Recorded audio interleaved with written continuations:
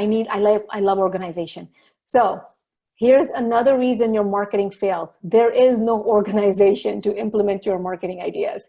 It's like you hear a marketing idea at a conference or a study group, you come back and you're like, great, we're going to do this idea. You know, Laura talked about insurance and talking on the phone. We're going to go this idea, but there is no organization on who's going to implement it. How is it going to be implemented? How are we going to track it?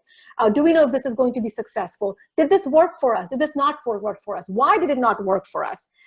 There are so many great systems now which are free, like Trello, Asana. These are online apps available to you and your team, and you can create to-do lists. You can create completed lists. You can create a list where everybody else is sharing it with you. So even when you're working at 6 p.m., people can see what you're doing. And this is a great way for you to stay organized, because if you're not organized, you will not know what needs to be done, who's doing what, was this successful, and should we do this again? So use those apps, implement it correctly. Awesome. And I don't know if you realize, but we're over halfway. I'm on tip number 22 now. All right, we can do this. Okay, so mine is not being easily accessible, meaning, you know, if your hours are very limited, if it's hard to make an appointment with you, if you're booked out 4 weeks because you can't make a new patient appointment, or your hours are only Monday through Thursday, 9 to 2, if you're not available, and I'm not saying that you have to be available till 7, 8, 9, 10 o'clock at night or on Saturdays, but it really does depend on your area. And you need to make sure that you're offering the hours and the accessibility to get a new patient appointment easily for your patients that are calling in. I don't know if you guys can hear that, but the dog behind me agrees. That's the thing about working outside. So just make sure that you are blocking your schedule so new patients can get in. You have spots to put emergencies. You have hours that relate to your patient base. Like Manal said, you know, you might have people who work late hours or need Saturday hours. Maybe you consider it, but make sure that your office is accessible to the new patients so they can get in and get taken care of and see your practice. Awesome. And my next step is it's your messaging again. Most times people don't know, why should a patient come to your dental practice? So when I ask this question, you know, patients don't know what kind of dentist you are, what kind of dentistry you provide. They don't know the difference between a good crown and a bad crown. They didn't go to dental school. So they're not looking at a messaging showing you the $69 special, or, you know, talking about this beautiful machinery or stuff, right? But your messaging, when you're talking about it, highlight your wow factors. Why are people coming to you? And a great way of doing this is going online and looking at your reviews. If you were to go online and look at your reviews, patients will tell you why they come to you. And I guarantee you that not all of it is going to be dental. In fact, about 20% of those reviews mention dentistry. Everything else is going to be about how your team made them feel, the fact that you saw them on time, that you answered your phone, that you had, you know, people going over their financials, everything else but dentistry. So make sure you include that.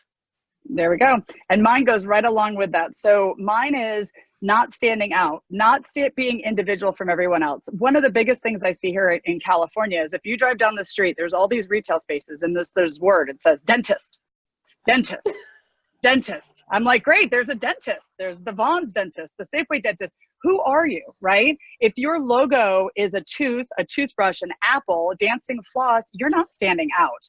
You need to do things. You need to know your brand, which I know Manal talks about. You need to know what people are saying about you, but you need to do things to stand out. And I know in our office, we were a CEREC office. We were, you know, same day dentistry, and patients would call our office all the time and say, are you the office with Elvis in it? Are you the ones with music notes on the wall? And I know that was frustrating to the dentist because they're like, I got advanced CE and all of this other stuff.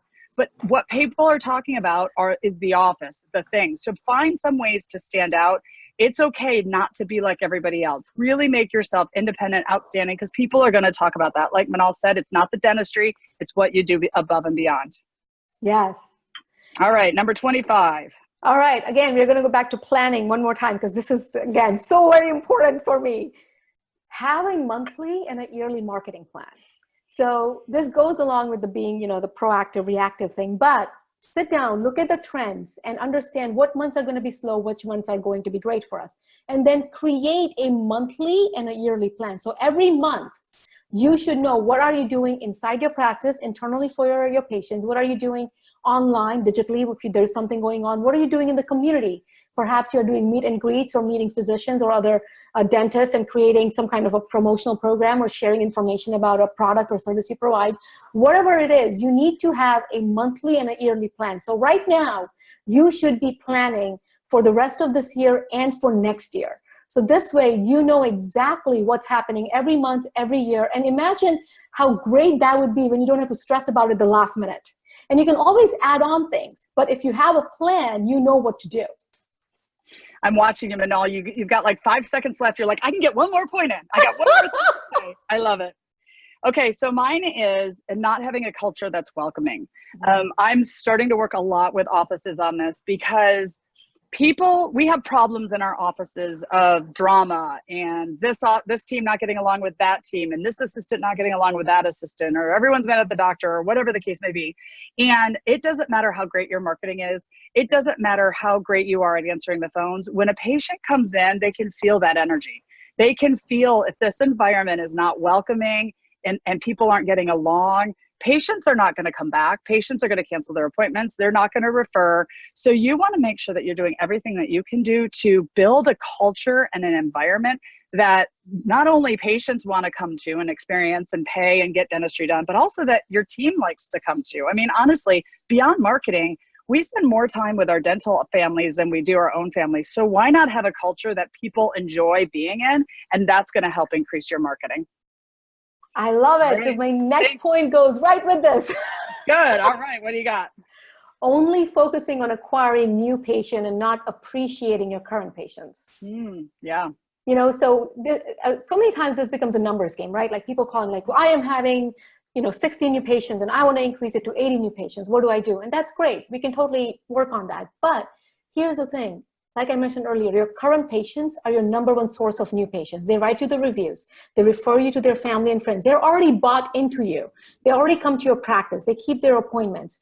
You have to show appreciation to your patients.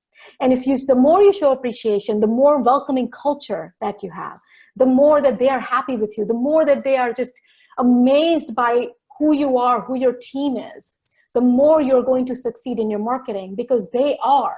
And they will continue to be, and they've always been the number one source for more new patients. So instead of focusing so much on the new patient numbers, focus on appreciating your current patients. I love it, which leads into my next one. Marketing isn't going to work if your online reviews are bad. I had a dental friend who here in San Diego said, my marketing's not working. Can you look at it? And I looked at their marketing and it was completely fine. But I stumbled onto the reviews online and they were terrible. And the number one thing I told him to do was stop marketing, because all you're doing is advertising that you guys aren't any good, right? You're wasting money on that. So you have to make sure that you're monitoring your online reviews. And I know I'm not saying that every review is going to be perfect. There are going to be some reviews out there and we all have them. But overall, if your reviews online aren't great, that needs to be your focus. Don't go doing marketing until you've cleaned up what people are saying about you online. Because think about it, when we get a piece of marketing for, I don't know, a local restaurant or a new store, you go online and you find the reviews about it. So people are getting your marketing or seeing you on Facebook or hearing about you as a referral, and they're going online and they're going one of two places, either your website or your reviews. So your reviews need to be good so that it makes them want to call your office. I love it. And I'm gonna jump on your reviews, and I'm gonna make this. One of the reasons your marketing is not working is because you are not replying to all reviews, negative and positive. You have a whole system of email and text messages, and you train your team members to ask for reviews, and everybody's asking for reviews. And then somebody takes the time out to write a review and you don't even say thank you or give them a high five. The whole point of reviews is so that other people see that and say, hey, this is where I want to be. And it also helps with your online SEO.